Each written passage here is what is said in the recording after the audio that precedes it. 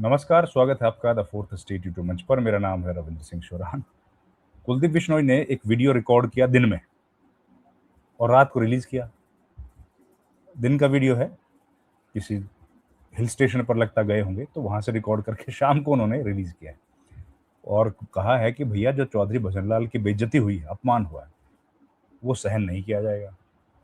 तो रेखा शर्मा को टारगेट उन्होंने किया है। राजनीति क्या है इसके पीछे, इतने दिन के बाद क्यों जागे, बातचीत करेंगे हम लोग पूरे घटनाक्रम को। ये भी कह दिया कि अर्श से फर्श पर ले आऊंगा। बात करेंगे। हमारे साथ जुड़ गए हैं देश के जाने माने वरिष्ठ सम्मानित पत्रकार सुशील मानव जी। सुशील जी नमस्कार, बहुत बहुत स्वागत है सर। जी नमस्कार नमस्कार। कुलदीप बिश्नोई तो बड़े नाराज लग रहे हैं सर।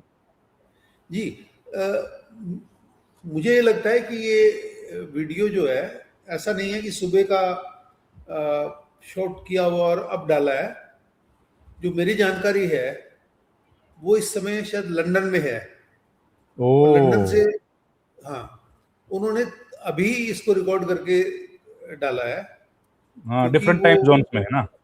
जी जी राइट राइट जी और क्योंकि मुझे इनके करीबी लोगों ने यही बताया था कि जब मैंने ये मुद्दा हुआ, जब कुलदीप आपके चंद्रमोहन की तरफ से नोटिस दिया गया, मैंने स्टोरी की थी द प्रिंट के लिए, तो मैंने इनके जो मीडिया देखते हैं उनसे भी बात हुई थी मेरी, तो उनका यही कहना था कि वो लंदन में शायद इसीलिए वो रिएक्ट अभी इतनी जल्दी उनकी तरफ से रिएक्शन नहीं आ पाया है।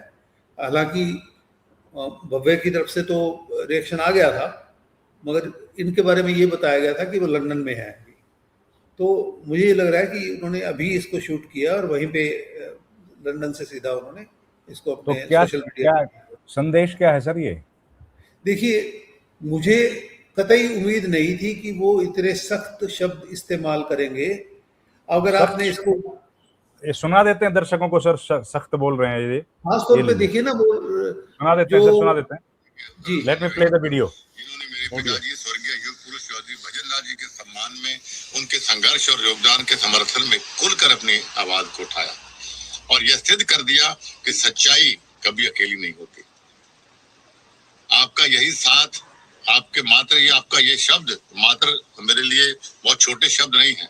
यह विश्वास है, यह शक्ति है और यह वह आधार है जिस पर हम आज तक अड़े हैं। साथियों, कुछ नाम समय के साथ बड़े नहीं होते और कुछ नाम समय को महान बना देते हैं। कुछ लोग पद से बड़े होते हैं और कुछ लोग अपने कर्म से इतने ऊंचे उठ जाते हैं कि पद भी उनके सामने छोटे पड़ जाते हैं। चौधरी भजनलाल जी एक नाम नहीं, एक युग थे। एक ऐसा युग जिसमें संघर्ष था, जिसमें सेवा थी और जिसमें जनता के लिए जीने का संकल्प था। उन्होंने राजनीति नहीं की और अपरपिकता का प्रदर्शन किया वाले की आंखें अंधी हो जाती हैं और आज उस महान नाम पर प्रदर्शन खड़ा करने का प्रयास हो रहा है। मैं स्पष्ट और निर्भीक होकर कहना चाहता हूँ कि रेखा जी, आपका वक्तव्य मात्र एक भूल नहीं, यह आपकी सोच की दुर्बलता का परिचारक है। इतिहास गवाह है कि आपने केवल शब्द नहीं बोले, अपनी वैचारिक दृढ़ता और अपरपिकता का प्रदर्शन किया। इस नाम को मिटाने की आप कोशिश कर रही हैं। उस नाम ने प्रदेश की तकदीर और तस्वीर लिखी। आप जैसी नौसिखिया राजनीतिज्ञों को शायद ये नहीं पता कि इतिहास पढ़ना आसान है, लेकिन इतिहास रचने के लिए खून पसीना करना पड़ता है। चौधरी भजनलाल जी एक व्यक्ति नहीं, एक संस्था थे। उन्होंने सत्ता की कुर्सी नहीं, लेकिन लोगों के दिलों पर राज किया। जब आप उन पर सवाल उठाती हैं तो आप केवल एक बेटे को नहीं, बल्कि उस हर गरीब किसान और मजदूर को चुनौती देती है जिसकी आवाज मेरे पिताजी थे। इतिहास पर बोलना सरल है रेखा जी, किंतु इतिहास को समझना और उस पर जीना और उस पर रचने के लिए संघर्ष करना, इसके लिए जिगरा चाहिए, औकात चाहिए। इतिहास में सही कहा गया है कि औकात से ज्यादा अगर किसी को मिल जाए तो बहुत कम लोग उसे पचा जाते हैं। ये रेखा का भी यही हाल है। साइकिल चलाने की औकात नहीं थी, आपको हवाई जहाज पकड़ा दिया। कम से कम उस राज्यसभा के पद की गरिमा तो आप रख लेते हैं कि आपको राज्यसभा में थोप दिया गया। यही ऐसी नौसिखिया बात आज प्रदेश के अध्यक्ष ने करी। बड़े खुले शब्द में मैं उसकी निंदा करता हूँ, विरोध करता हूँ इस बात का। एक ऐसा व्यक्ति जिसे खुद की चलो कोई औकात नहीं, लेकिन आप प्रदेश के अध्यक्ष के रूप में बैठे हो, इसलिए बीजेपी ने जी या चौधरी लगाना फिर समझा नहीं आपने? कैथल में आप जाके बोलते हो कि ये उनके उस लुगाई का व्यक्तिगत बीजेपी का कोई लेना नहीं है, और यहाँ आप कहते हो कोई भजनलाल जी हमारे बोला ही नहीं, और कोई जी नहीं चौधरी नहीं। ये आपकी औकात है, ये आपकी हैसियत है, आपको भूलना नहीं चाहिए। आज आपकी सरकार पे बनी तो कुलदीप बिश्नोई की वजह सरकार सत्ता पर आप पहुंचे थे। 3 बार सरकार आपकी बनी, 3 में से 2 बार सरकार बनाने में कुलदीप बिश्नोई का योगदान है। बीजेपी को जानता कौन था पहले?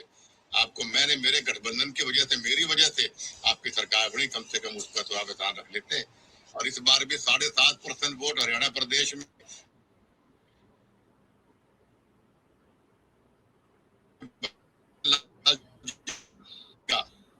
वो पूरा वोट मैंने आपको ट्रांसफर कराया, मेरा वोट साइलेंट है। वरना तीसरी बार सरकार बड़े नेताओं को, संघर्षशील लोगों को, जनता के काम को, जनता को साथ लेके चलना पड़ेगा। इस प्रकार बड़े नेताओं की अगर आप बेइज्जती करेंगे तो जनता की बात को भूलती नहीं, ना हम भूलने देंगे। मैं आपको स्पष्ट शब्दों में कहना चाहता हूं कि मुझे मजबूर मत करिए आप लोग कि मैं कोई ऐसा कदम उठाऊं कि आपको दोबारा अर्श से फर्श पर लेकर आ जाऊं। मैं भारतीय जनता पार्टी का एक अनुशासित सिपाही हूं, इसलिए आपको ये चुनौती दे रहा हूं, वरना कदम उठा चुका होता मैं। लेकिन आपको चुनौती दे रहा हूं और आपको अवगत करवा रहा हूं कि तुरंत प्रभाव से आप उस रेखा से माफी मंगवाइए और मोहनलाल बड़ोली जी को बोलिए कि चौधरी भजनलाल जी का नाम सम्मान से ले, और जो सही है सही बात करे। तुरंत प्रभाव से या तो वो रेखा माफी मांगे और या चौधरी भजनलाल या इसको आप नोटिस जारी करिए, वरना ये मामला यहाँ तक सीमित नहीं रहेगा। और मैं फिर दोहराना चाहता हूँ, कठिन शब्दों में, कठोर शब्द, मजबूत मत करिए कि मैं वही पुराना बब्बर शेर हूँ। शेर को आप पिंजरे में रख सकते हैं, लेकिन शेर के नजदीक जाने के, हाथ लगाने की हिम्मत कोई कर सकता नहीं है। कुलदीप बिश्नोई आज भी वही बब्बर शेर है जो पुराने जमाने के अंदर। एक बार पुनः मैं तमाम मेरे साथियों का बताइए सर क्या कहेंगे? देखो, मैं इसमें जो बात मैंने शुरुआत की थी कि मुझे ऐसी उम्मीद नहीं थी कि इतने सख्त शब्द इस्तेमाल करेंगे। 2 कारण थे इसका। एक तो जो इन्होंने रेखा शर्मा के लिए शब्द इस्तेमाल किए ना कि साइकिल की औकात नहीं थी, इन्होंने हवाई जहाज पे पहुंचा दिया। तो कम से कम आप ये देखिए कि रेखा शर्मा अगर इस ओहदे तक पहुंची हैं तो उसके पीछे एक वजह है। जैसे पूर्व मुख्यमंत्री मनोहर लाल खट्टर प्रधानमंत्री नरेंद्र मोदी के पुराने समय के सहयोगी हैं, ठीक वैसे ही रेखा शर्मा भी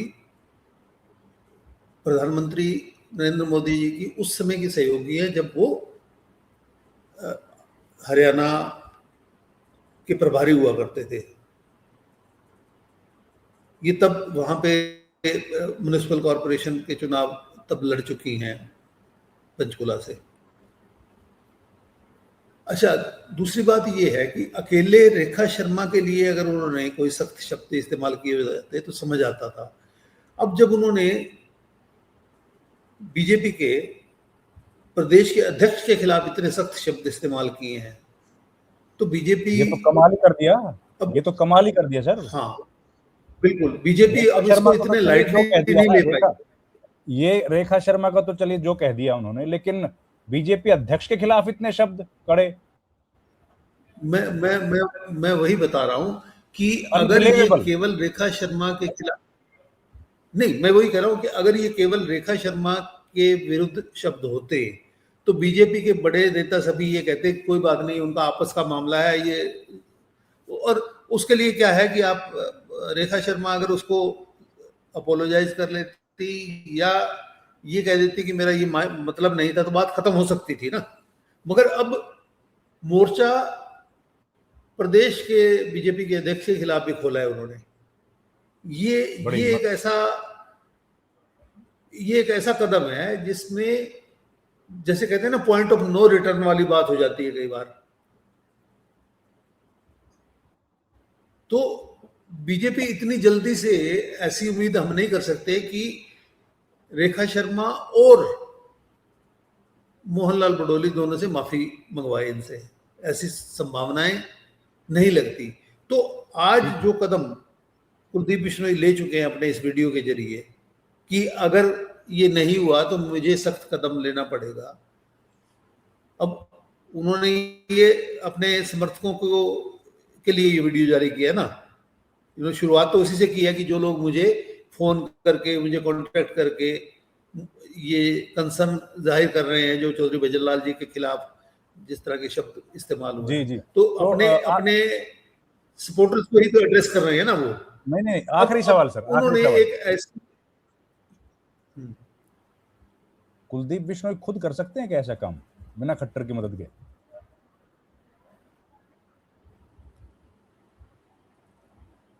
अब एक चीज है कि मैं ये तो नहीं कह सकते कि किसके कहने से या किसके नहीं कहने से, मगर एक चीज तो पक्की है कि ये डिलेड एक्शन है उनका, क्योंकि चंद्रमोहन ने तो पहले ही दिन जो है उनका दूसरे दिन नोटिस आ गया था। इवन आप देखिए कि जो भी चौधरी भजनलाल के सपोर्टर थे, इवन दूड़ा राम जो उनके भतीजे हैं, उनके भी बयान पहले आ चुके हैं। कुलदीप बिश्नोई जो कि उनके भजनलाल के जो पॉलिटिकल लीगेसी है, जो ये माना जाता है कि वो कुलदीप बिश्नोई के पास उनकी पॉलिटिकल लीगेसी, और उनका इतनी लेट आया है, तो मैं इस बात पे तो नहीं जा सकता कि किसके कहने पे किया है या उनकी खुद की मर्जी से किया है। नहीं, मेरी जानकारी ये है सुशील जी कि दो जो नेता हैं जिनके बारे में जिनको टारगेट किया, वो दोनों नेता जो हैं, रेखा शर्मा और मोहनलाल बड़ौली, दोनों लोग they are not in good books of Khattar. मुझे इस बात की जानकारी नहीं है, मैं आपको बताऊं, मुझे इस बात की जानकारी नहीं है कि उनके। हाँ जी, तो इस बातचीत को आगे फिर जारी रखेंगे। फिलहाल आप हमारे साथ जुड़े, आपका बहुत धन्यवाद सर। थैंक यू जी, धन्यवाद।